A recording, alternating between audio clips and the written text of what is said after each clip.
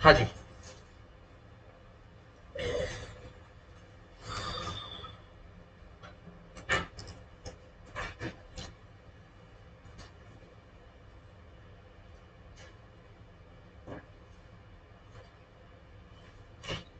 बताओ जी, कल क्या क्या कर लिया था हमने?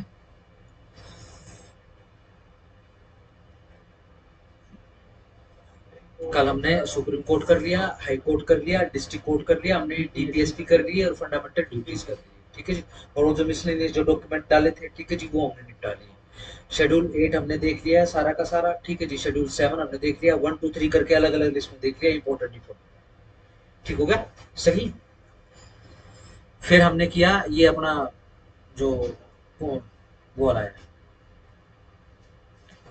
आर्टिकल 1 से लेकर हमने 11 तक देख लिया है,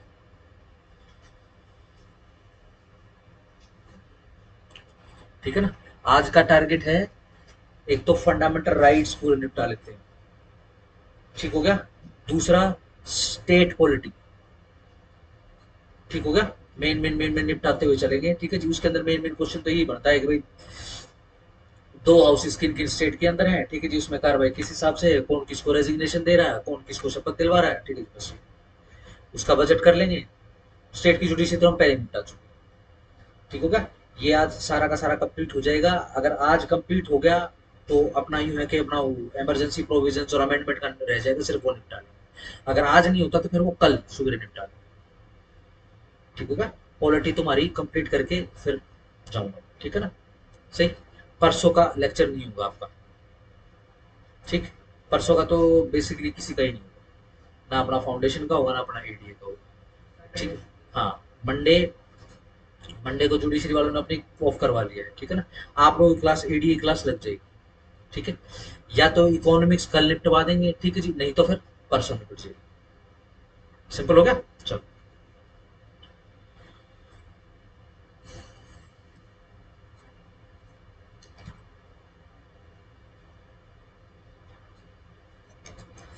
आओ।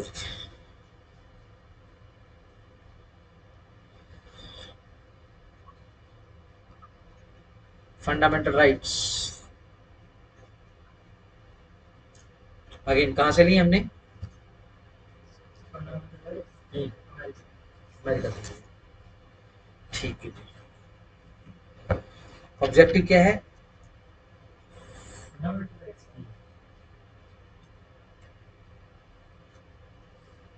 फंडामेंटल राइट्स क्यों डालें?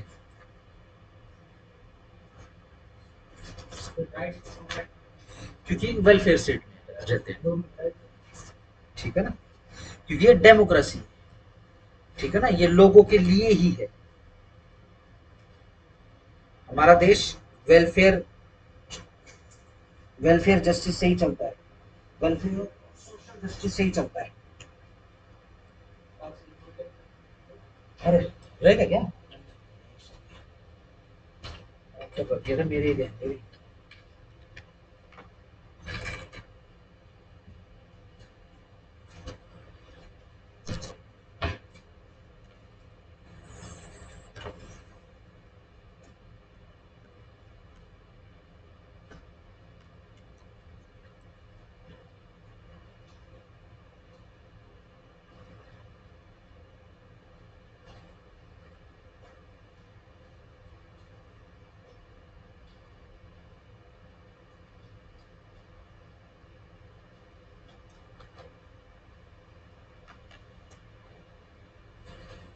डन। चलो देखो एक बार 2A देखना आर्टिकल।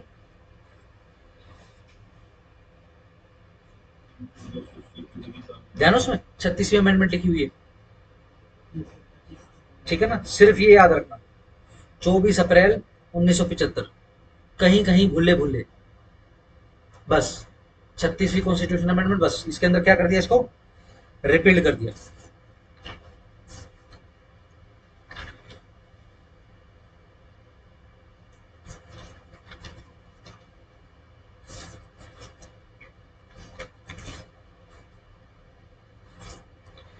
हाँ जी।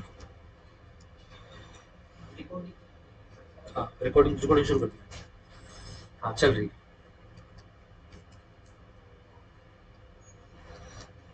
देखो जी, आओ जी आर्टिकल 12।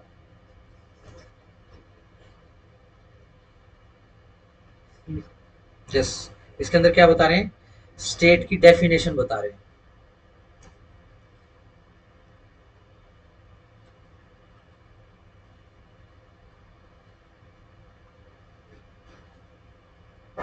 ठीक हो गया जी, सही बात है जी। इंक्लूड्स इसके अंदर कौन सा आता है, गवर्नमेंट, पार्लियामेंट ऑफ इंडिया, ठीक है जी, and government and the legislature, कहाँ का, ईच स्टेट, यानी स्टेट लिख देता हूं खाली इसमें, ठीक है जी। 1 2, स्टेट की डेफिनेशन में पार्लियामेंट आ गई है, ठीक है जी, स्टेट आ गया है, ठीक है जी। और नंबर 3, ऑल लोकल और अदर अथॉरिटीज,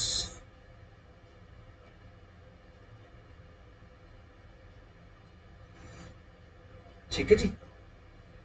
ये सिर्फ इसके लिए है, ये ऑल और लोकल और अदर अथॉरिटी के लिए, ठीक है जी। क्या, जो टेरिटरी ऑफ इंडिया में है, ठीक है जी, नंबर 1,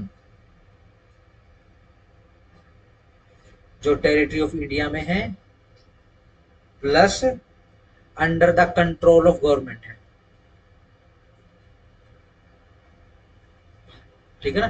किसी ने धर्मांध हॉस्पिटल खोल लिया हो एमसी की सहायता से, ठीक है जी, कंट्रोल जो है वो सरकार का नहीं है, तो भूल जाओ कि वो स्टेट की डेफिनेशन में आएगा, ठीक है ना। धर्मांध हॉस्पिटल बहुत सारे होते हैं।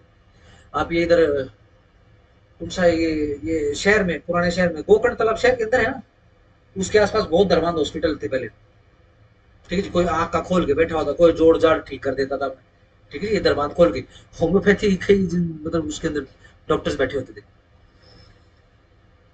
ठीक है जी। ये ध्यान रखना, ये सारे के सारे स्टेट की डेफिनेशन में आएंगे। स्टेट का मतलब ध्यान रखना यहाँ पर राज्य से है, और राज्य का मतलब जैसे हरियाणा राज्य है इस हिसाब से नहीं है, ठीक है ना। यहाँ पर राज्य का मतलब भारत है,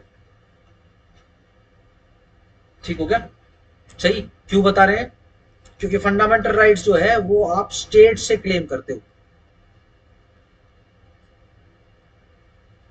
ठीक है जी।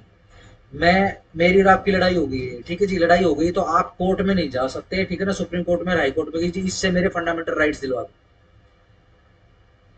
ठीक हो गया। हाँ, स्टेट अगर कुछ ऐसा काम कर देती है, ठीक है ना, तो स्टेट के खिलाफ आप जा सकते हो, ठीक है ना। लेट से मेरी आपकी लड़ाई होगी, मैंने आपके दो चार लगा दिया, आपने मेरे दो चार लगा दिए, ठीक है जी, लहू लुहान होगी, क्या करोगे, फंडामेंटल राइट्स मांगोगे या एफआईआर कटवाओगे, सही हो गया, चलो।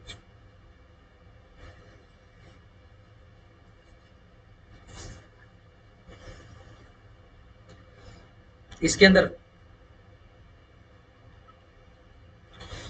लिस्ट मैं डाल दूंगा आपके पास, ठीक है ना। वैसे जब हम पॉलिटी बोल देते हैं, ध्यान रखो, जब हम पॉलिटी बोल देते हैं, सही है, तो उसके अंदर ये स्टेट और उसकी डेफिनेशन की बात नहीं आती, ठीक है ना।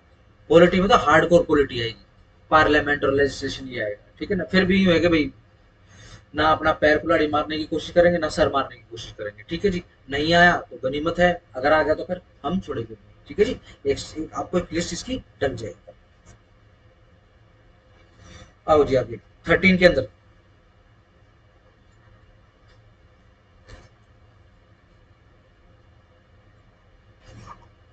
आर्टिकल 13 में क्या बता रहे हैं, लॉ की डेफिनेशन बता रहे हैं। लॉ इनकंसिस्टेंट विद और in derogation of the fundamental rights, ठीक है जी।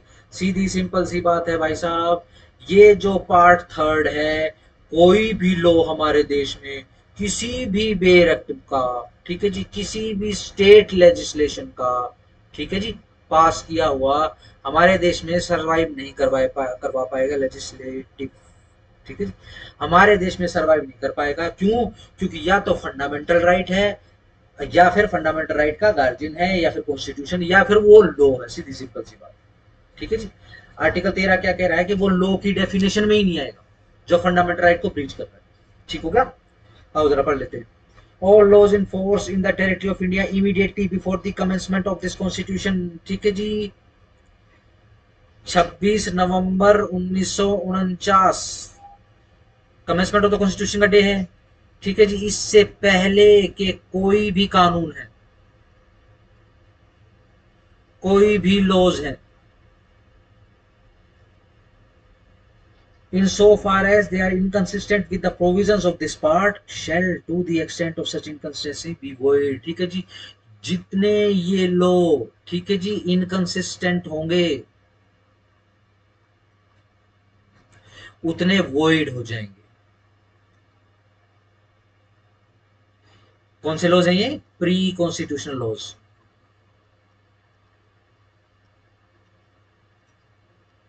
अगर पूछेगा तो प्री कॉन्स्टिट्यूशन लॉज करके पूछ लेगा। ठीक है जी, सही। और इसके बाद कौन सा बच गया? पोस्ट कॉन्स्टिट्यूशन लॉज बच गए, यानी जो इस डेट के बाद आए हैं। जब ये लॉ बनेंगे तब क्या करें? State shall not make any law, state कोई लॉ बनाएगा ही नहीं, क्योंकि 26 नवंबर 1949 से पहले लॉ बनाने का कोई सिस्टम ही नहीं था देश के पास। कहां से बन के आते थे? वहीं से बन के आते थे, यूके से। जब मसौदा तैयार होके आगे वही पास होता था यहाँ पे।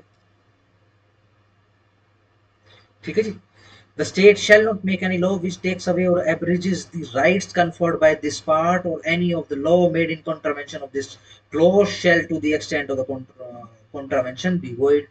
ठीक है जी, नंबर 1 स्टेट की क्या ड्यूटी है? स्टेट ऐसे लॉ बनाएगा ही नहीं जो पार्ट 3 को कॉन्ट्रावेन करे, कॉन्ट्राडिक्ट करे। लेट से अगर बन गए हैं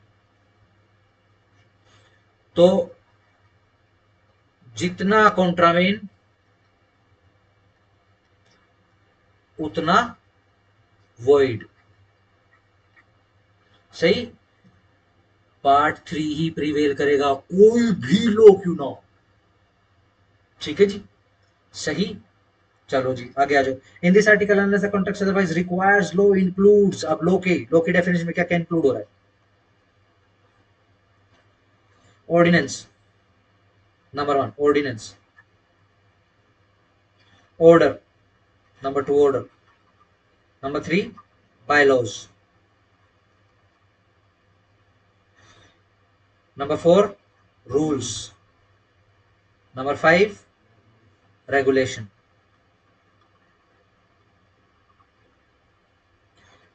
नंबर 6 नोटिफिकेशन। उसके बाद नंबर 7 कस्टम्स और usages. Having in the territory of India the force of law, ये ध्यान रखो, ये सिर्फ इसके लिए कस्टम और यूजेज। कौन से?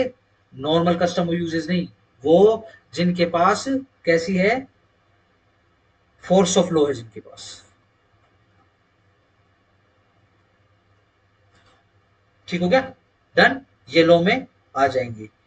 लॉज इन फोर्स, अब इसके अंदर लॉज इन फोर्स बता रहे हैं नेक्स्ट के अंदर।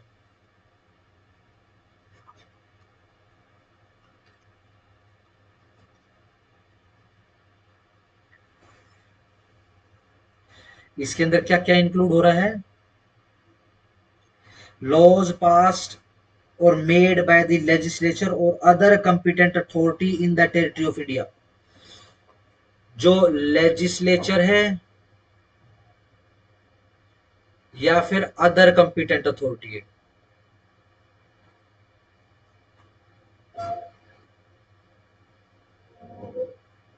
In India before the commencement of this constitution and not previously repealed. ठीक है जी, जो पहले बन चुके हैं कॉन्स्टिट्यूशन के आने से पहले और रिपील्ड नहीं हुए, सही, वो लॉज इन फोर्स में इंक्लूड हो जाएंगे, वो ऑटोमेटिक।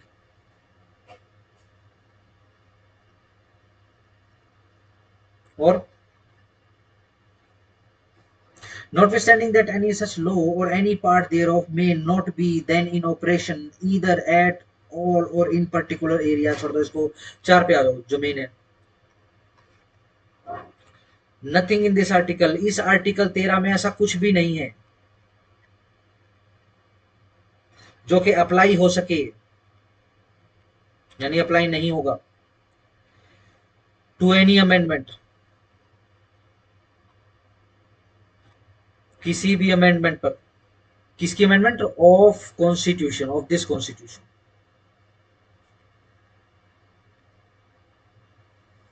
Made under article 368। ठीक है जी, देखो नंबर लिखा होगा, नंबर से नीचे रेफर करो। 24th अमेंडमेंट, साल कौन सा है, 1971। ठीक है जी, तो उस समय की जो प्राइम मिनिस्टर थी, ठीक है जी, उनका बेसिकली इशू चल रहा था। ठीक है जी, और इस तरीके की डिक्टेशन ना लेनी पड़े मेरे को कहीं से, ठीक है जी, इस वजह से उन्होंने सीधा एक क्लोज आर्टिकल 13 के अंदर डाल दिया। ठीक है जी, अब से कोई भी कॉन्स्टिट्यूशन का अमेंडमेंट के थ्रू जो लॉ बन के आएगा वो लॉ की डेफिनेशन में शामिल नहीं होगा। अब लॉ की डेफिनेशन में शामिल नहीं होगा तो फिर कॉन्स्टिट्यूशन का उसके ऊपर हाथ नहीं रहेगा, कॉन्स्टिट्यूशन का हाथ नहीं रहेगा तो फिर भाई साहब जो अपना लेजिस्लेशन या फिर पार्लियामेंट है वो फिर अपने हिसाब से काम करे। ठीक हो गया, डन है जी। इसके अंदर कितने डॉक्ट्राइन्स करवाए थे, 4। जो मेनली मेनली पूछ लेते हैं, डॉक्ट्राइन ऑफ एक्लिप्स। ठीक है जी, जितना प्रोविजन फंडामेंटल राइट के बेसिकली इनकंसिस्टेंट में रहेगा उस पर छाया आ जाएगी और वो दिखाई नहीं देगा।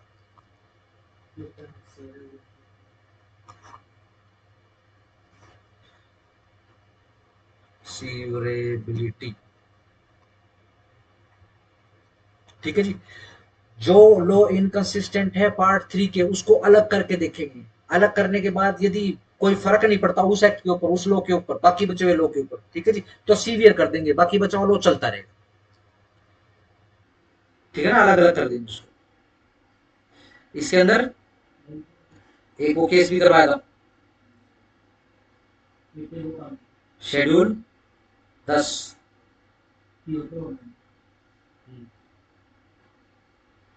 Kyoto होलाउन versus जशीलू। ठीक है जी, पैरा नंबर देखो, खोलो जरा, शेड्यूल 10 खोलो।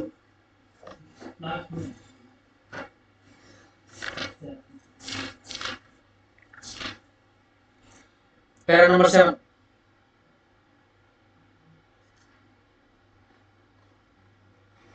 देखो स्टार लगा हुआ है। अगर इस पैरा 7 को हटा दें हम शेड्यूल 10 में से तो शेड्यूल 10 के ऊपर, बाकी बचे हुए शेड्यूल 10 के ऊपर कोई फर्क नहीं पड़ेगा। देखो स्टार लगा हुआ नीचे, केस पढ़ लिया। ठीक है जी, डन। इसको डॉक्ट्राइन ऑफ सेवरेबिलिटी के अंदर इसको अलग कर दिया गया है। ठीक है जी, नेक्स्ट पे डॉक्ट्राइन ऑफ मोरिबंद। ठीक है जी, जब कोई लॉ इनकंसिस्टेंट हो जाएगा तो उसको एक ऐसी स्टेट के अंदर पहुंचा दिया जाएगा, ठीक है ना, अमेंडमेंट करके, कि वो एक मोरिबंद स्टेट के अंदर पहुंच जाएगा, यानी बंद हो गया, अभी ना तो इधर जा सकता है इसके बाहर, ना इधर जा सकता है, ना इधर जा सकता है, ना इधर जा सकता है। सीधी सिंपल सी बात है। ठीक है जी, मोरी क्या होती है देसी भाषा में, नाली। बंद हो तो कहाँ जाएगा फिर वो, ठीक है ना, बस याद करने के लिए। ना, number 4, lifting of well.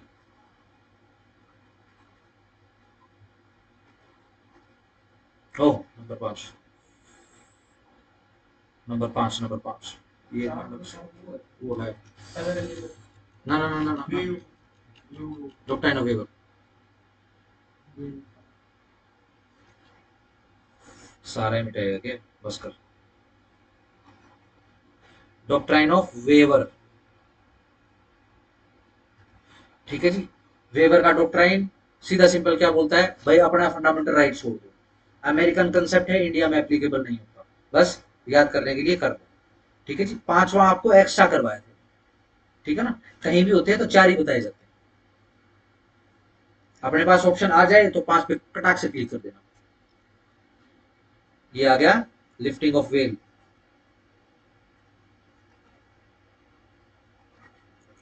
Well का मतलब पर्दा, लिफ्टिंग उठाना।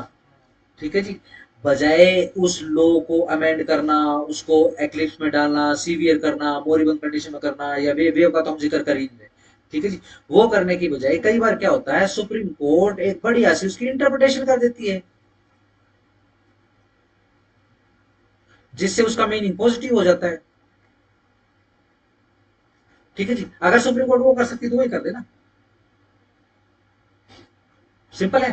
बहुत सारे लोग ऐसे हैं, हेलमेट लगाना है, लेकिन कई मनुष्यों की जाति हमारी ऐसी है, या फिर रेस रेस को मिल जाती है, वो एक ही समझ लेना भैया, ठीक है जी। ऐसी है भाई, वो हेलमेट नहीं पहनते, ठीक हो गया, सही, सिंपल हो गया। भाई नहीं पहनते तो नहीं पहनते, ठीक है, केस लॉ नहीं करा रहा हूं मैं इसके अंदर, ठीक हो गया। जब लॉ का कोई पॉइंट है ही नहीं इसके अंदर, क्यों खाऊंगा केस लॉ पड़े, क्यों अपना दिमाग बूस्ट करें, सिंपल हो गया। चलो,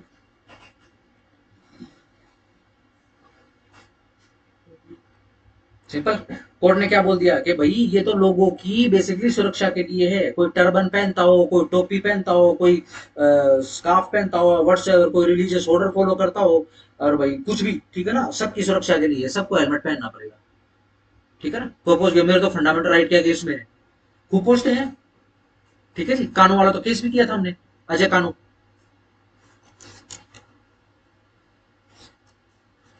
आप गया जो चुपचाप, आर्टिकल 14, इक्वालिटी,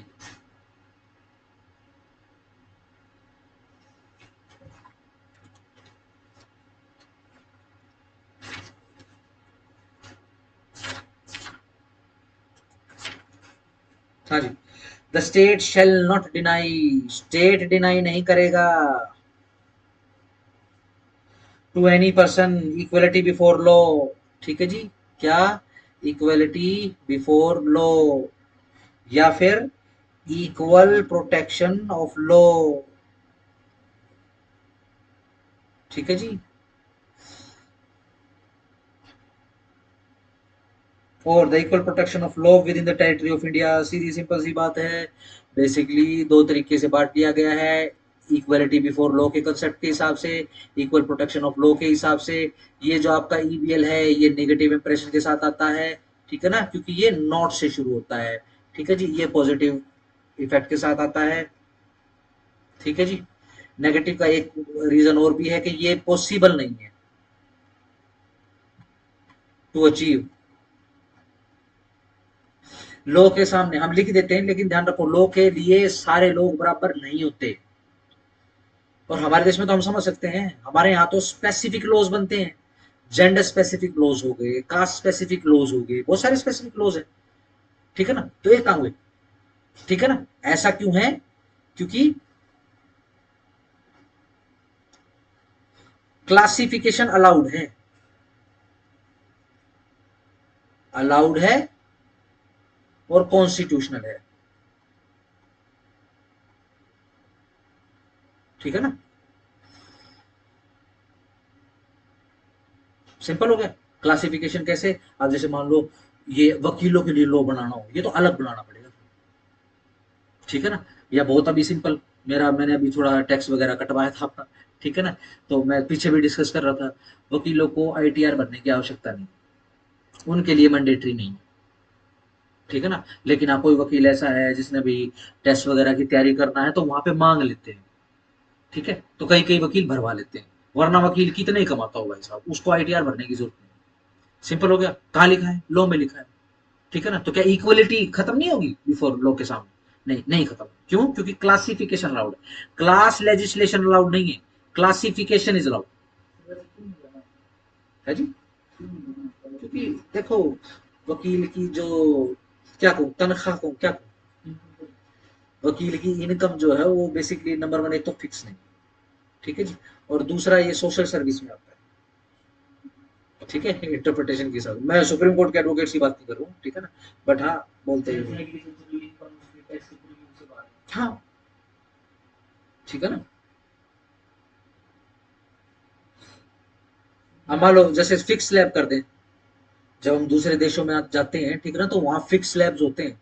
भाई मैट्रिमोनियल केस है तो इतनी इतनी फीस दोगे आप वकीलों, वकील चाहे कोई भी कर लो, फीस इतनी आएगी, ठीक है जी। एजेंसियां, इसी कारण से एजेंसियां होती है बड़ी बड़ी, और रिकमेंडेशंस पे केस जाते हैं।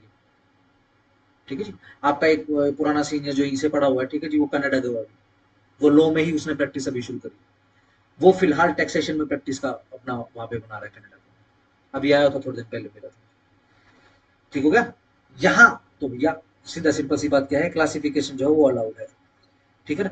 अब भाई जो आप सिंपल लॉज एक लेमैन के लिए बनाओगे, राष्ट्रपिता राष्ट्रपति उनके लिए थोड़ी बनाओगे, राष्ट्रपिता इज नो वन, ठीक है ना, राष्ट्रपति प्रधानमंत्री के लिए थोड़ी ना बनाओगे। ठीक हो गया, सिंपल हो गया। चलो जी, इस हिसाब से कर लो, खत्म बात।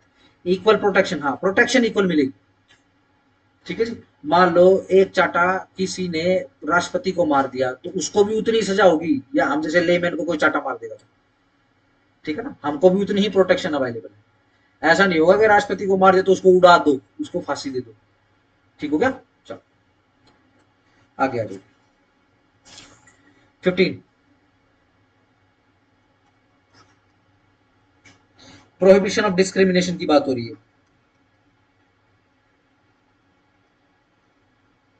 किस ग्राउंड पर? R R religion, race, caste और सेक्स। RRCS देखो जरा अंदर भी क्या, the state shall not discriminate against any citizen on grounds of any religion, race, caste, sex, place of birth. ये लो जी, प्लेस ऑफ बर्थ और एनी ऑफ देम। ठीक हो गया जी। RRCSP,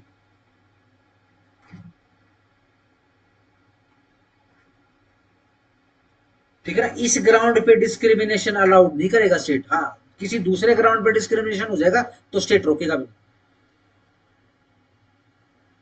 No citizen shall on the ground only of religion, race, caste, sex, place of birth of any of them be subject to any disability liability। हाँ, इस ground पर ना तो किसी को डिसेबल किया जाएगा, ना इस ग्राउंड पर किसी के ऊपर लाइबिलिटी थोपी जाएगी, ना ही रिस्ट्रिक्शन होगी,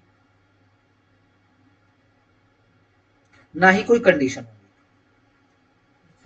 with regard to access to shop, ठीक है ना, किसी भी दुकान में जा सकता है। Public restaurants, hotels and places of public entertainment. अभी रिसेंटली का केस है, एक कपल को मना कर दिया दिल्ली में, पब पब था या होटल था क्या, तो हाँ रेस्टोरेंट था। बताओ वो अलाउड है? अलाउड है तभी तो हो गया, वो तो क्या। लेट से इसके अंदर होता, RRCSP के अंदर होता, ठीक है जी, तो वो कपल सीधा सुप्रीम कोर्ट जाता।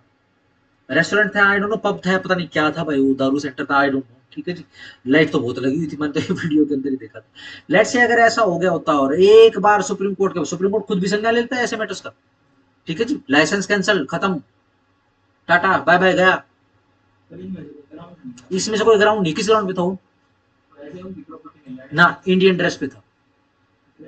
यस, इंडियन जो अपनी जो कल्चरल ड्रेस है ना, वो लेडीज तो शायद साड़ी में थी और वो पता नहीं धोती में था या कुर्ता पजामा क्या था, उस पे था वो। ठीक है ना। इसी कारण से RRCSP से यदि अलग हो गया तो फिर कुछ नहीं बोलेगा सुप्रीम कोर्ट। हाँ जी, द यू हाँ, access to shop, public restaurant, hotels and places of public entertainment, or the use of wells, tanks, bathing ghats, roads and places of public restaurant maintained wholly or partly out of the state funds or dedicated to the use of the general public। ठीक है ना, ये सरकारी नीचे आ गए, the use of wells, tanks etcetera, ये सरकारी। ठीक हो गया जी। और ये शॉप और पब्लिक रेस्टोरेंट देखो ये अलग हो गया। सही। लेट्स से पर्टिकुलर शॉप खोली हुई है अब, ठीक हो गया। चलो जी आगे आ जाओ। Nothing in this article shall prevent the state, देखो जी कुछ भी लिखा हो 15(1) और 2 में हमने कुछ भी पढ़ा हो, ठीक है जी, बट वो स्टेट को प्रिवेंट नहीं करेगा, स्टेट को नहीं रोकेगा कि वो कोई स्पेशल प्रोविजन बना दे किसके लिए, वुमेन और बच्चों के लिए। ठीक है जी। नथिंग इन दिस आर्टिकल और क्लोज टू, और आर्टिकल 29 छोड़ दो इसको। ठीक है जी, आ जाओ। State from making any special provision for the advancement of any socially and educationally backward classes of the citizen or for the scheduled caste and for the scheduled tribes। ठीक है जी। ध्यान रखो 15(4) के अंदर कौन कौन सी चीजें हैं, SC, ST और socially and educationally backward classes. तो मेरे ख्याल ओबीसी, बीसीज आ गए इसके अंदर। हाँ एम नागराज था इसके अंदर, ठीक है जी। सबसे पहला केस ये 4 के ऊपर, फर्स्ट अमेंडमेंट का तो ये भी तो पार्ट है, Champakam Dorairajan versus state of Madras. ठीक है जी, मद्रास स्टेट के अंदर मेडिकल कॉलेज के एडमिशन का इशू, स्टेट ऑफ मद्रास ने SC ST पीपल के लिए स्पेशल जो है एक वो चेन ऑफ कोटा जो है रिलीज कर दी थी। हाँ, यहाँ से कोटे शुरू हुए। ठीक है जी। 5, नथिंग इन दिस आर्टिकल और इन सब क्लोज जी फलाना फलाना article 19 shall prevent the state from making any special provision of, by law for the advancement of any socially and educational backward classes of the citizens or for the SCs and STs in so far as special provision relate to their admission to education institution। ध्यान रखो 15 article जो है वो education institutions में admission etcetera के लिए, नौकरियों के लिए नहीं है। Including private education institution. ठीक है जी, जिसके अंदर प्राइवेट एजुकेशन इंस्टीट्यूशन भी इंक्लूडेड है, ऑलरेडी इंक्लूडेड है। वेदर एडेड और अनएडेड बाय द स्टेट, चाहे वो एडेड बाय द स्टेट हो चाहे वो अनएडेड बाय द स्टेट हो, other than the minority education institution. Yes, मदरसे और ये मिशनरी वाले स्कूल ये छोड़ दिए भाई। ठीक है ना, refer to in clause 1 of article 30। छोड़ दो सारा। 6 के अंदर कब आए, 3 का 1/3 check check check check check check. EWS के लिए छोड़ दो इसको, ईडब्ल्यूएस के लिए ध्यान रखना। 16, इक्वालिटी ऑफ अपॉर्चुनिटी। 16 के अंदर अपॉर्चुनिटी दे रहे हैं किसी की, जॉब्स एक्सेट्रा। बाकी प्रोविजन सेम है। There shall be equality of the opportunity of all citizens in matter relating to employment or appointment of any office under the state. No citizen shall on the ground of only on again religion, race, caste, sex, descent, place of birth, residence, or any of them be ineligible for or discriminated against in respect of any employment or office under the state। यहां पर ऊपर तो क्या था, RRCSP, यहां पर R3CSPD याद करने के लिए। कितने हो गए, 1 2 3 4 5 6 7, उसमें कितने थे, RRCSP 5। ठीक है जी, यहां पर 2 एक्स्ट्रा कौन से आ गए, एक तो डिसेंट और रेजिडेंस आ गया। ठीक है ना, और ये डिसेंट तो सबसे ज्यादा हम भुगतते हैं। ठीक है जी, कहीं भी चले जाओ, नहीं यार हरियाणा का आदमी, वो बॉलीवुड ने भी ऐसी इमेज बनाई, नहीं हरियाणा का आदमी तो गुंडा ही होता है ना। तो ये डिसेंट कहाँ का है इसका, भाई ये हरियाणा से नहीं, यहाँ ठीक नहीं रहेगा। क्यों भाई, यहाँ क्यों नहीं ठीक रहेगा, हरियाणा वाले तो बिहारी को पीछे पछाड़ने पे तुले हुए पढ़ाई के चक्कर में। हमारी स्टेट तो देती नहीं नौकरी तो हम तो भाई दूसरी स्टेट पकड़ेंगे।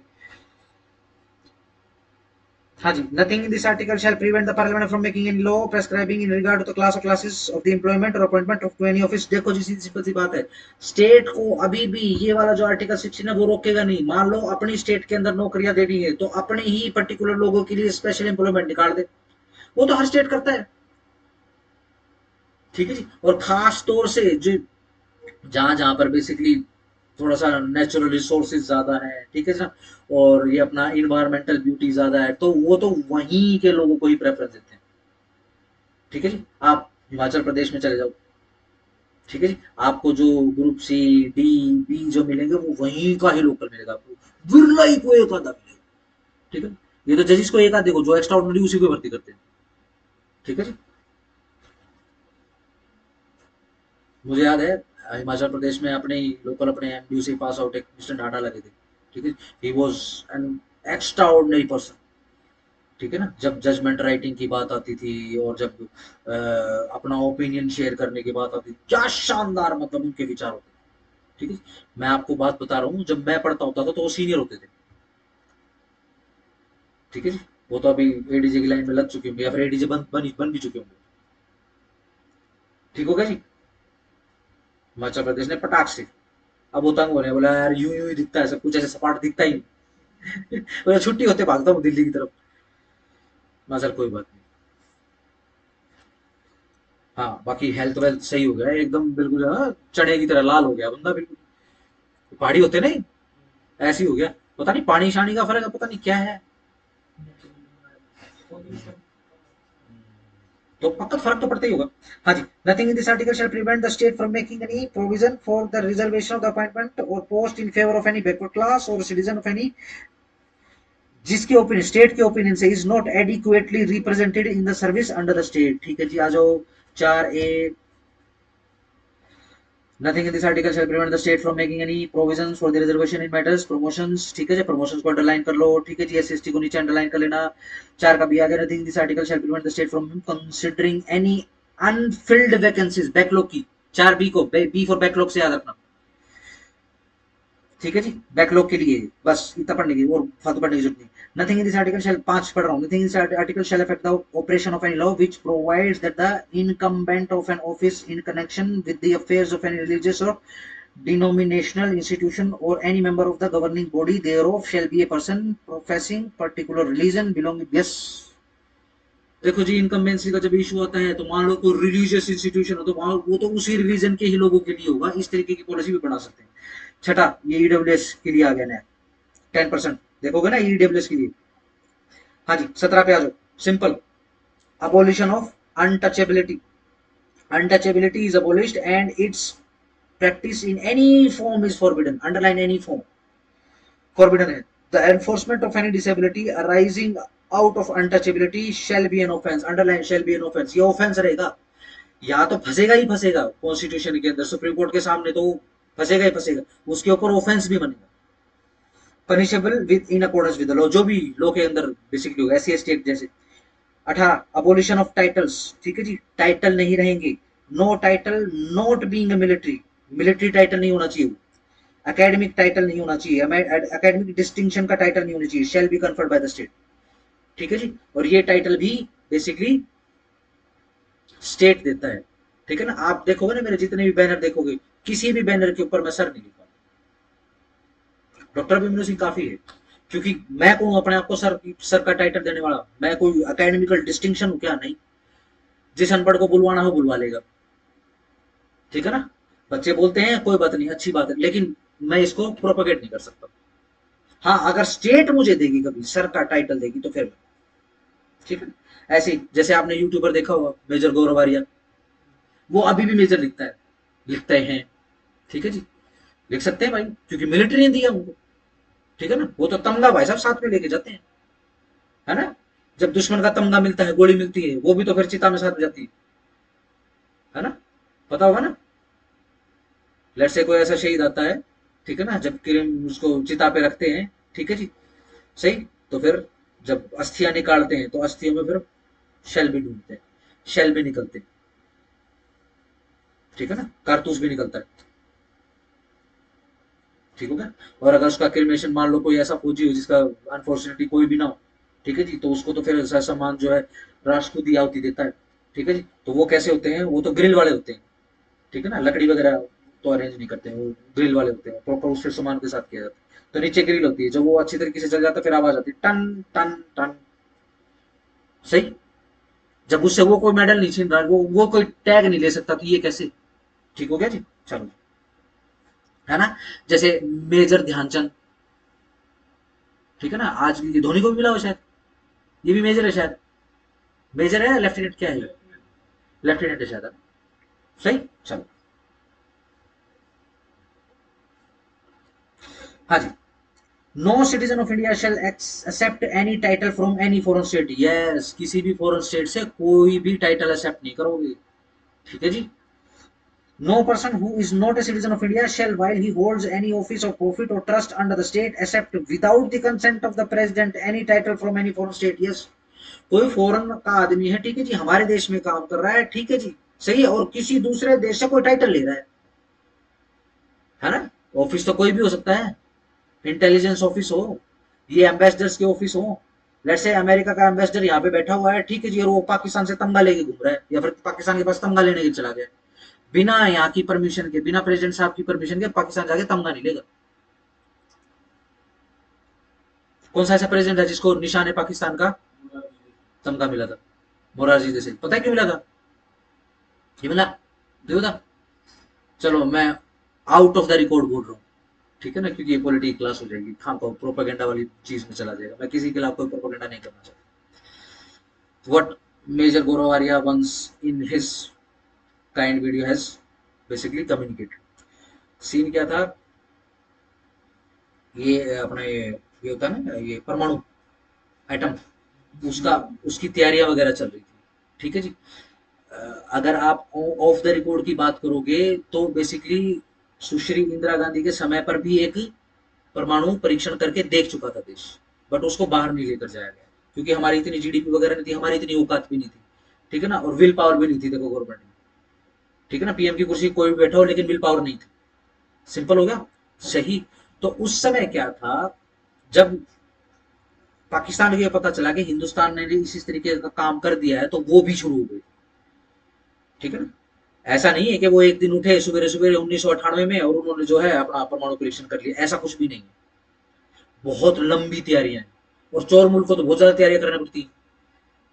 ठीक है ना, डॉक्टर एटम जो उनका जो वो चोर था बेसिकली, वो कई देशों में घुमा, उसने 20-30 साल लगा के जो है पाकिस्तान को उसका परमाणु बम दिया।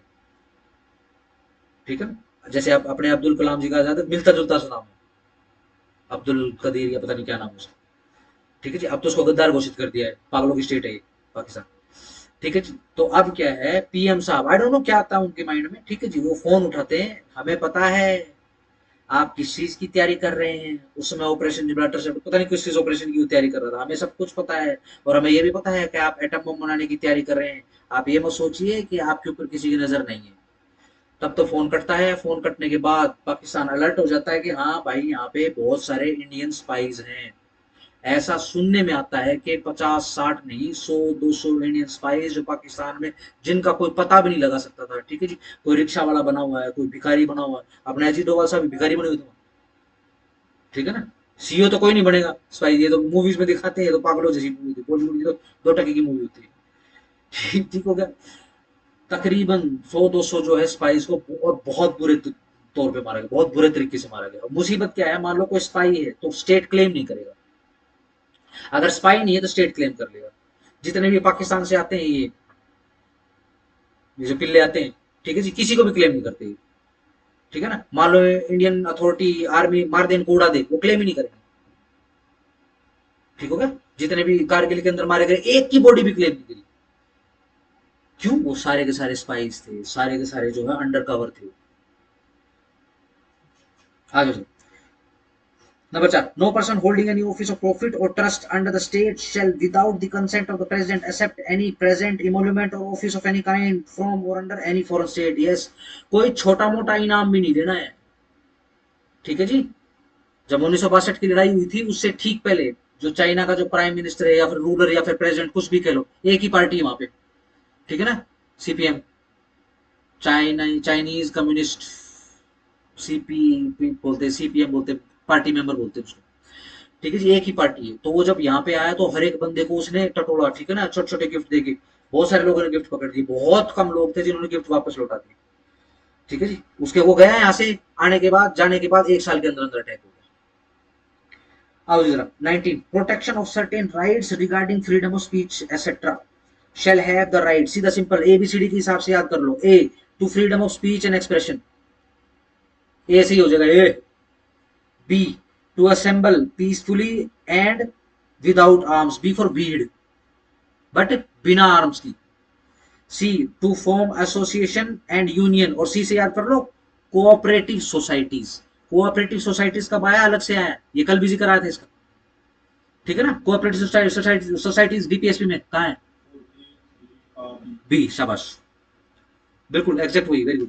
D, to move freely, D for duck duck डोलना, to move freely throughout the territory of India, जहां मर्जी मन करे वहां जाओ भाई साहब, कोई नहीं रोक सकता।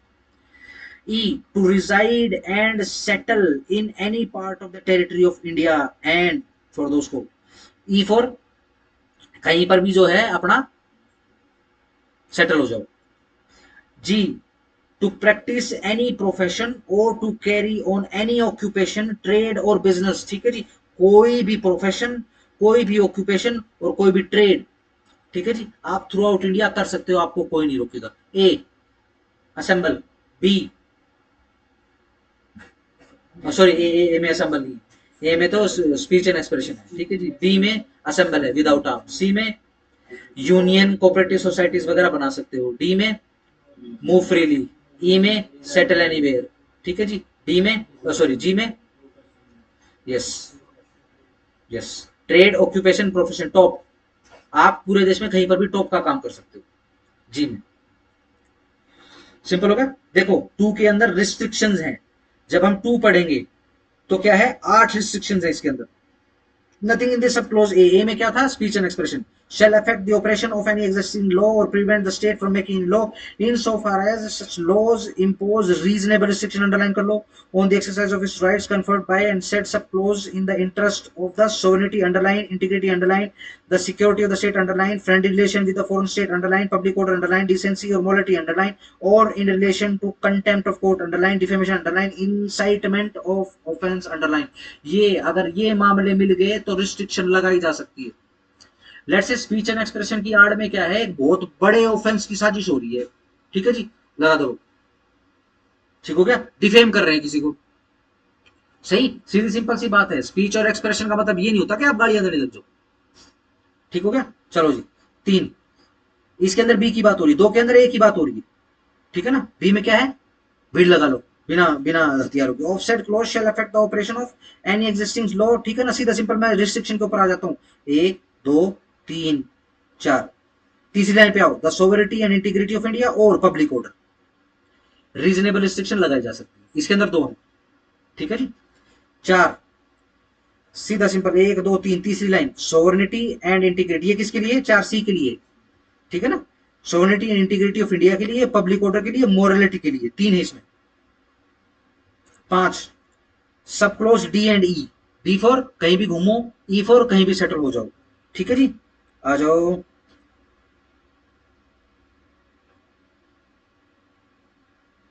हाँ जी, 1 2 3 4 चौथी लाइन राइट साइड की तरफ, इधर in the interest of the general public और for the protection of interest of any scheduled tribe.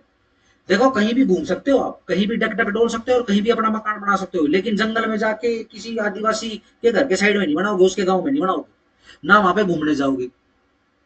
अगर किसी एसटी गांव में जाना है तो आपको परमिशन लेनी पड़ेगी, ठीक हो गया। चलो, नथिंग इन दिस सब क्लोज जी, जी फॉर किसी भी चीज की गाड़ी डाल सकते हो आप, टोप की गाड़ी डाल सकते हो, ठीक है जी। 1 2 3 बीच में interest of the general public, reasonable restriction on the exercise of the right conferred by the said sub clause and in particular nothing in the said clause, ठीक है जी, यानी इसमें सिर्फ एक ही है, सिंपल। आ जाओ जी आगे। 20 protection in respect of conviction of the offence, 20 के अंदर 3 चीजें बताई गई हैं, डबल जियोपार्डी,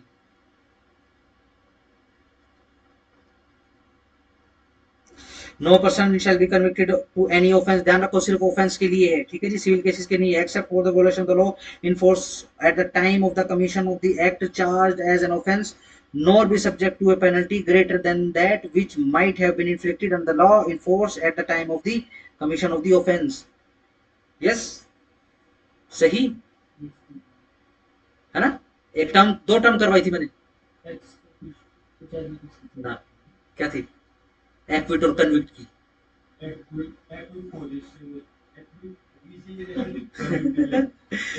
कहाँ गया ये, कहाँ गया, ओट्रेफोइस, एट्रेफोइस कन्विक्ट, ओट्रेफोइस एक्विट। ये जो आर्टिकल 20 का क्लोज 1 है, ये किस पर एप्लीकेबल है, कन्विक्ट एक्विट पर, कन्विक्ट पर है। हाँ, no person shall be prosecuted and punished for the same offence more than once, double jeopardy 2। No person accused of any offence shall be compelled to be a witness against himself, किसी को compel नहीं किया जाएगा कि वो अपने खिलाफ जो है कोई एविडेंस दे, ठीक है जी। जो 1 है बेसिकली 2 के अंदर जेओपार्डी आ गया। वेस्ट बंगाल बड़ा केस, और 1 के अंदर क्या है, सीधा सिंपल ध्यान है, रिट्रोस्पेक्टिव प्रोस्पेक्टिव, प्रोस्पेक्टिव,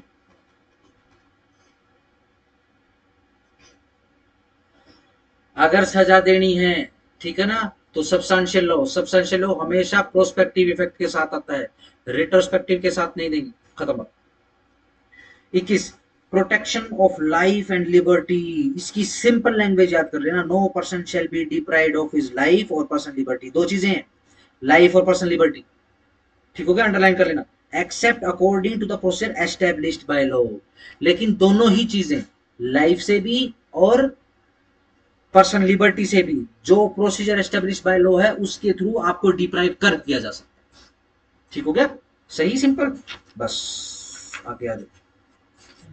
22 21 सिर्फ इतना याद, कौन सी अमेंडमेंट, 86, वेरी गुड, ठीक है जी, कब, 2002,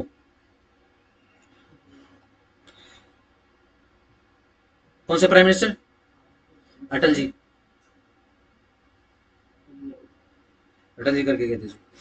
हाँ, the state shall provide free and compulsory, underline, free and compulsory education to all children the age 6 से लेकर 14 साल तक, in such manner as the state में बाय लॉ डिटरमाइंड, ठीक है जी। 22 protection against arrest and detention in certain cases, ध्यान रखो ये वो वाले आर्टिकल है जो बच्चे नहीं पढ़ते लेकिन पूछ लेते हैं, ठीक है ना। No person who is arrested shall be detained in custody without being informed as soon as may be of the grounds for such arrest, nor shall he be denied the right to consult and to be defended by a legal practitioner of his choice, इसके अंदर भी आ गया, free legal add a चुका है इसके अंदर, और वो सारी की सारी डिटेल्स और सारे के सारे रिक्वायरमेंट और सारे सारे मैंडेट्स जो फॉलो करने पुलिस वाले को eight the time of the arrest. Every person who is arrested and detained in the custody shall be produced before the nearest magistrate within a period of 24 घंटे, ठीक है जी, of such arrest excluding the time necessary, जो भी journey में लगा है, ठीक है जी, and no such person shall be detained in custody beyond said period without the authority of the magistrate, ये सीधी सिंपल सी बात है।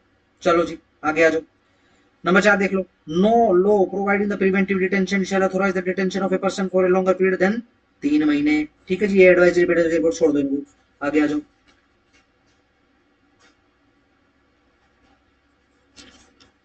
छठा पढ़ लो, nothing in this clause 5 shall require the authority making any such order as is referred to in the clause to disclose facts with which such authority considers to be against the public interest to disclose, public interest को underline कर लेना। देखो 3 महीने के लिए होती है preventive detention की जो कस्टडी होती है, 3 महीने से क्या ज्यादा बढ़ाई जा सकती है, यस बढ़ाई जा सकती है, लेकिन उसके पीछे रीजन बताना पड़ेगा, रीजन अगर पब्लिक इंटरेस्ट को ही एनक्रोच कर देगा या फिर पब्लिक इंटरेस्ट को ही डिस्ट्रॉय कर देगा तो रीजन नहीं मत बनाओ उसको, बड़े रखो, पकड़े रखो उसको।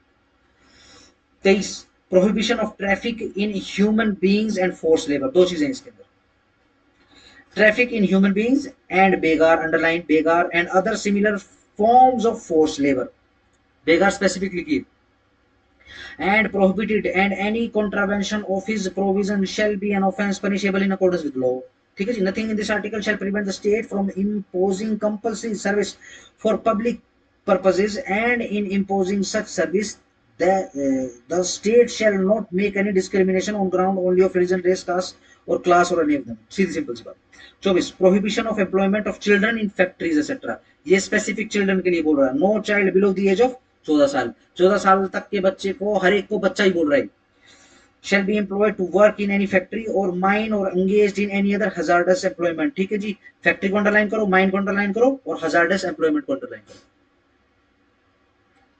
25 freedom of conscience and free profession practice and propagation, तीन चीजें हैं, profession practice and propagation, subject to public order and morality, यानी रीजनेबल रिस्ट्रिक्शंस आर देयर, क्या है, public order, morality and health, and to the other provision of this part all persons are equally entitled to freedom of conscience, अपना अपना विश्वास है भैया मानते रहो, and the right freely to profess, और उनके पास राइट है क्या कि फ्री प्रोफेस करें, प्रैक्टिस करें और प्रोपगेट करें, किसको, अपने रिलीजन को।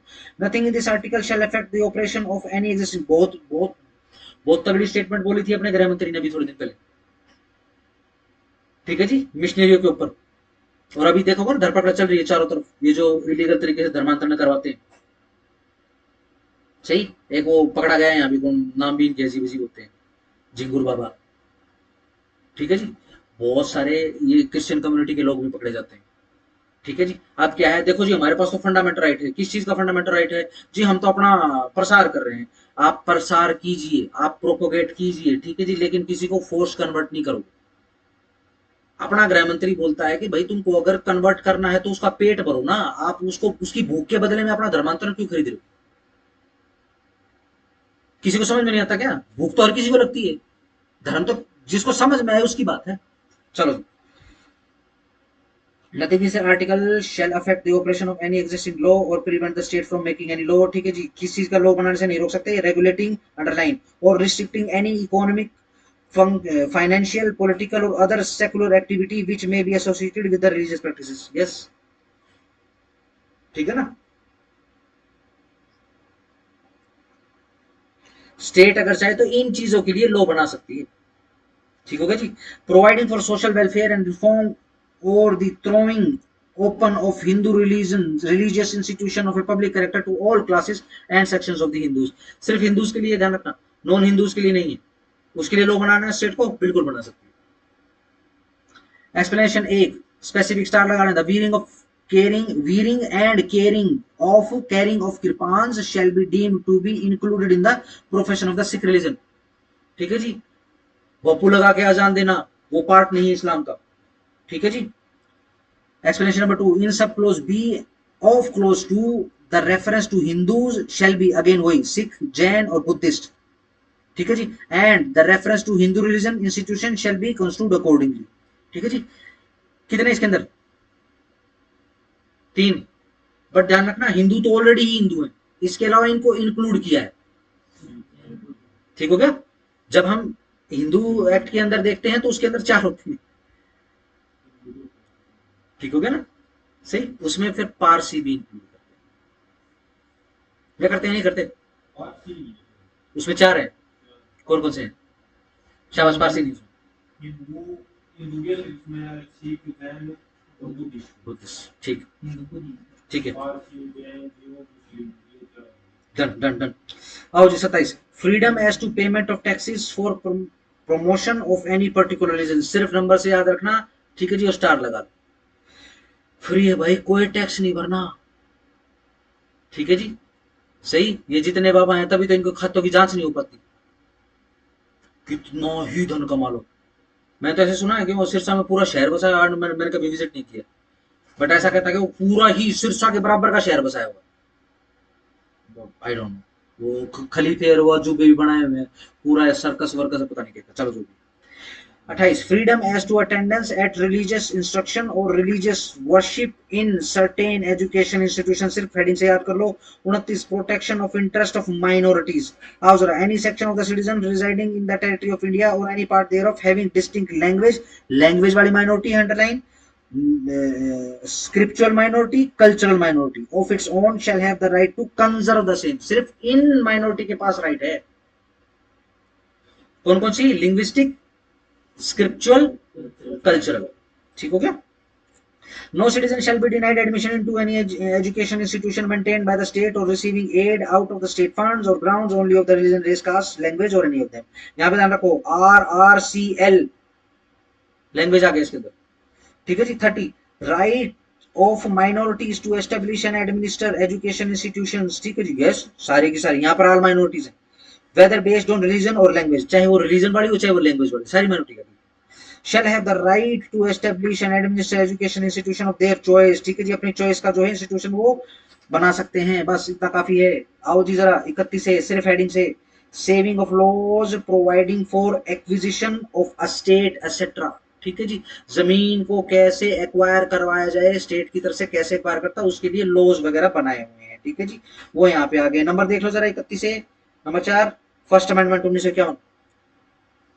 अगर आपके में 4 नहीं है तो आप अकॉर्डिंगली देख लेना, ठीक है ना। और अगेन देखो, ये तो बेसिकली रिकॉर्ड हो जाएगा यहाँ पे, ठीक है ना। अगर यहाँ पे नहीं देख रहे हो, बेरट में देख रहे हो तो लाइट जला सकते हो, कोई टेंशन नहीं।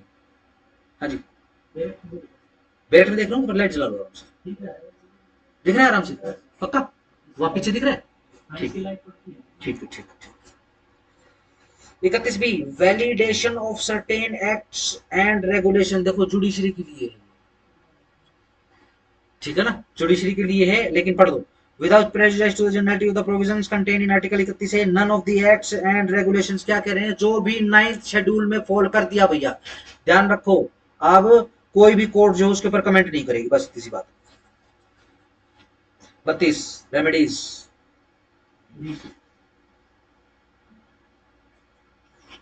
क्यों रीट क्यों आता है? हमने पी क्यू सी, ठीक है जी। ऑर्डर में याद करना जो भी ऑर्डर है। The right to move to the supreme Court by appropriate proceeding for the enforcement of the rights conferred by this part. ध्यान रखो आर्टिकल 32 इटसेल्फ एक फंडामेंटल राइट है, और क्या राइट दे रहा है? गारंटी दे रहा है। किसकी? जो दूसरे फंडामेंटल राइट है। गारंटी किसके द्वारा दिलवा रहा है? तो सुप्रीम कोर्ट की तरफ से। The supreme court shall have power to issue direction और ऑर्डर, अंडरलाइन करो, डायरेक्शन हो चाहे ऑर्डर हो, या फिर writs, including writs in the nature of habeas corpus, mandamus, prohibition, quo warranto and certiorari. ये ऑर्डर में याद रखना हमने पीक्यूसी।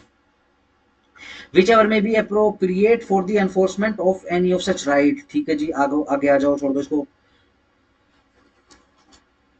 33 हेडिंग से, power of parliament to modify the rights conferred by this part in their application to forces etcetera. देखो number लगा हो, लिखा हुआ है,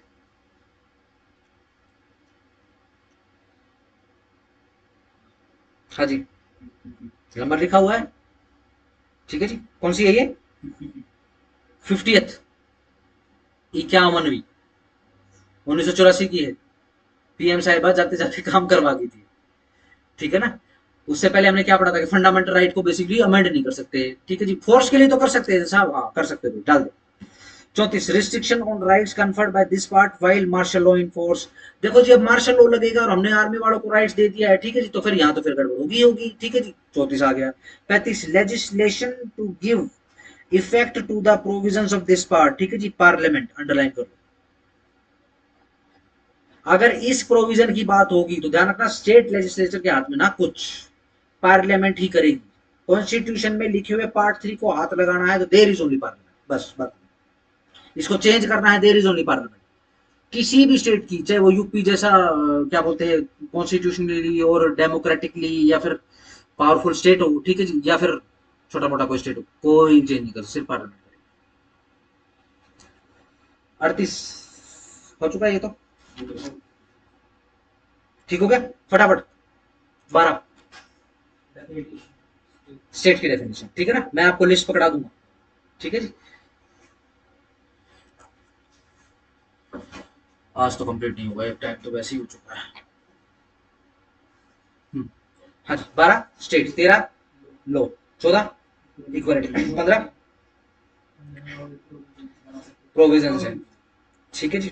डिस्क्रिमिनेशन नहीं है, किसके लिए? एडमिशन के लिए एजुकेशन इंस्टीट्यूशन में। 16 में अपॉर्चुनिटी के लिए। 17 में अनटचेबिलिटी। 18 में टाइटल। 19 में फ्रीडम। 20 में डबल जेपार्डी वगैरह, ठीक है जी। 3 चीजें ध्यान रखना, ठीक है जी। और अपना 21 right to life and personal liberty, ठीक है जी। 21A एजुकेशन वाला होगा। RTR, RTE right to education. RTR तो अपना बोल दिया, रिवीजन टेस्ट रिवीजन, अपना भी फंडामेंटल राइट है। हाँ जी 22 अरेस्ट के रिगार्डिंग, ठीक है जी। 23 ट्रैफिकिंग एंड फोर्स लेबर, ठीक है जी। 24 यस, कितने कितने साल तक के बच्चे? 14 साल तक, 14 साल तक, हाँ 14 साल तक, ठीक हो गया जी। चलो जी 25 P3 रिलीजन वाला, प्रैक्टिस प्रोपोगेट प्रोपोगेंड, क्या होते हैं प्रोपोगेट और प्रोफेस, ठीक हो गया जी। 26 फ्रीडम, हाँ रिलीजन वाला तो नहीं, रिलीजियस अफेयर्स के लिए, ठीक है जी। 27 27 में 28 में, देखो 27 में, ठीक है जी। 28 में देखो यस 28 तीन टाइप की माइनॉरिटीज हैं। कौन सी? लैंग्वेज वाली, स्क्रिप्ट वाली और कल्चर वाली, ठीक है ना। 29 में तो वैसे इंस्टीट्यूशन आ गया ना, ऑल वाला आ गया।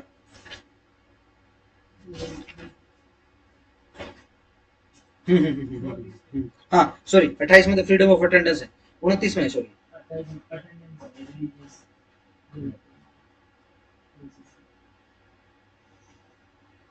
29 में, हाँ माय मिस्टेक, ठीक है जी। 30 में एस्टेब्लिश और एडमिनिस्टर दोनों कर सकते हैं क्या, एजुकेशन इंस्टीट्यूशन, ऑल माइनॉरिटीज आ गई इसमें। ठीक हो गया जी, चलो जी। फिर इसके बाद 31 ए को लैंड एक्विजिशन के नाम से याद रखो, एक्वायर कर रहे हैं लैंड। ठीक हो गया जी। फिर 31 B, yes, schedule 9 constitution amendment first. 31 ही हमने नहीं देखा, 32 रिट्स। ठीक है, 33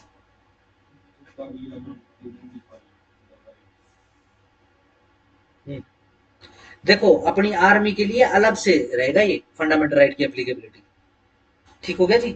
और अगर ये आ गया तो फिर सीधी सिंपल सी बात है, फिर रिस्ट्रिक्शन लगानी पड़ेगी, ठीक है ना, क्योंकि मार्शल लॉ लग सकता है। ठीक है जी, सिंपल। चलो जी, फिर अपना सीधा 35 पार्लियामेंट, सीधा सिंपल हो गया जी, डन है जी।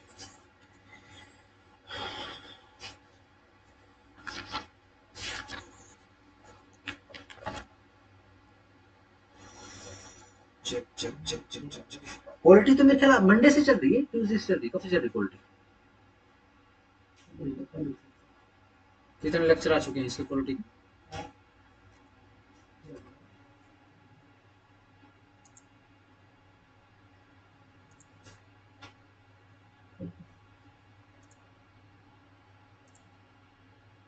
चार आ चुकी है, तो फिर मंडे से चल रही है ना। मंडे से चल रही है, 4 दिन, शायद 1 दिन और लगेगा। चलो देखते हैं जैसे। भाई साहब स्टेट लेजिस्लेचर से करवाना है आपको, आर्टिकल 168 से देख लो एक बार, आर्टिकल 168 को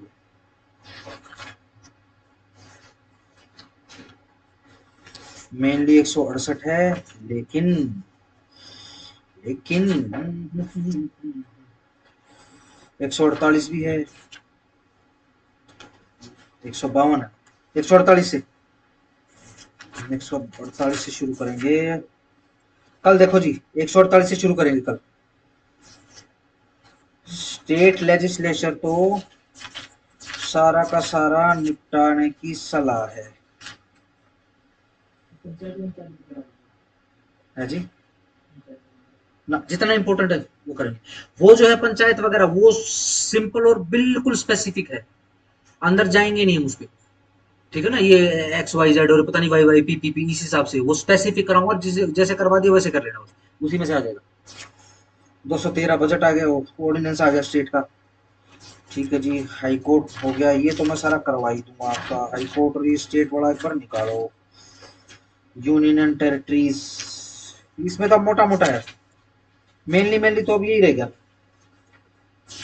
बाकी तो एक एक दिन की बात है सारी की सारी। ये 243 जो है, 243 देखोगे ना आगे तक है ये 243 X Y X F F G G, इस हिसाब से गया हुआ है।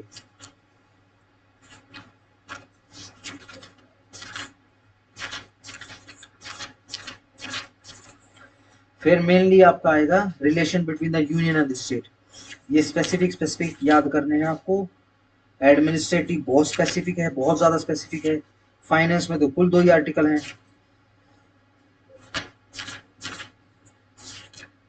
फाइनेंस कमीशन कर लेंगे, फाइनेंस कमीशन तो उसमें भी कराना पड़ेगा आपको, इंडियन इकोनॉमी से भी कराऊंगा। ठीक है ना, तो इसी के साथ लिंक कर लेंगे 280 के साथ।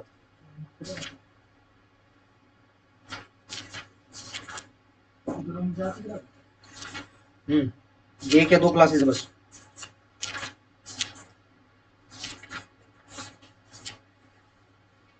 मैसेज की क्लासेस नहीं लगाएंगे कभी। मेरी कोशिश ये रहती है कि वहीं पे बैठ के याद कर लो, कुछ ना कुछ ऐसा बोल दो जो जिससे मेरे को याद है, याद हो जाता है। इलेक्शन करेंगे भैया, क्योंकि 2024 का इलेक्शन भी आपको कराना है, इसके साथ में कर लेंगे वो भी। चलो 2 दिन का तो लगाओ आप, 2 दिन तो लगाओ। कल जो है स्टेट लेजिस्लेशन, ठीक है जी, उसके बाद फिर एडमिनिस्ट्रेशन वगैरह निपटाते हैं। ठीक है ना, जितना निपटेगा वो निपटाएंगे। ठीक है जी, बाकी बचा हुआ फिर अपन देखेंगे मंडे को। ठीक है जी, मंडे को देखो, अब सीधी सिंपल सी बात है, जो एडी के स्पेसिफिक बच्चे जिन्होंने फीस पर रखी वो तो आते हैं। ठीक है, हमको ही क्लास लगानी है। तो मैं डाल दूं सवेरे की क्लास लगा लूं। या फिर मैं मस्त नहा धो के आऊं, क्योंकि हो सकता है मेरे को आते आते 11 साढ़े 11 बज जाए। शाम को इसी समय लगा लेंगे, या दोपहर को आप भी आ जाओ। ठीक है, तो फिर मैं कोई नोटिफिकेशन नहीं डालता, मैं सिर्फ कल कल का डाल देता हूँ, परसों का कल सुबह का डाल देता हूँ। कल कितने बजे आओगे? हाँ, कल 11:30 बजे, ठीक है ना? आधे घंटे का गैप ले लेंगे, ठीक है? 11:30 बजे जो है, नहीं 11 बजे क्लास खत्म हो जाएगी। कल कल 9 बजे बुलाया हो ना, ठीक है ना? कल 11 बजे क्लास खत्म हो जाएगी, आधे घंटे का 15-20 मिनट का गैप लेके, ठीक है जी? और फिर अपना वो शुरू कर दें।